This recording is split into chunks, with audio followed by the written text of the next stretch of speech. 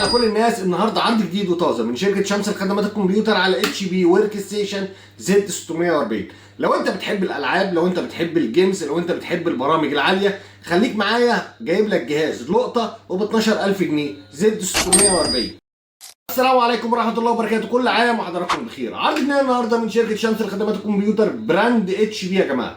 الاتش بي جهاز ورك ستيشن الزد 640، جهاز مش متجمع، جهاز اوريجينال جاي من بلاده زي ما هو جاي. لو انت غاوي جيم او غاوي برامج خليك معايا، هتعرف المواصفات والسعر.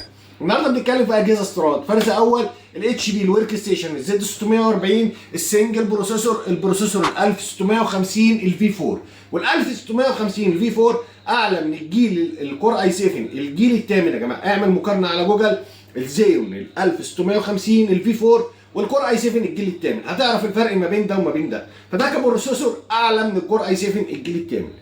الجيجا هرتز بتاعته 3.6، بيبقى الكاش 15 ميجا 6 كور. الرامات بتاعته 16 جيجا دي رام 4. الهارد بتاعه بيبقى 256 اس اس دي بكارت فيجا جي تي اكس 660، بيبقى 2 جيجا دي رام 5 وبيعلى مع الرامات. استنى خليك معايا، هوريلك شكل الجهاز من جوه، مصنع من جوه، شغل 24 ساعه في ال 24 ساعه. بصوا يا جماعه، ده الجهاز شكله من جوه.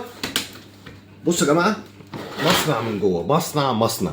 الباور سبلاي 850 واط، البروسيسور الزين 1650 في 4. طبعا المكنه بتشيل هاردين، هارد اس اس دي وهارد سات عادي. طبعا كارت الشاشه 2 جيجا جي تي اكس. طبعا الاجهزه كلها فرز اول. بص التبريد بتاعها عامل ازاي، اجهزه حاله الزيرو.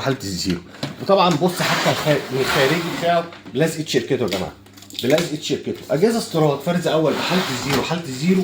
والسعر عرض حصري والفترة محدودة 12000 جنيه بضمان 3 شهور ضد عيوب الصناعة. عرض حصري من شركة شمس، والسلام عليكم.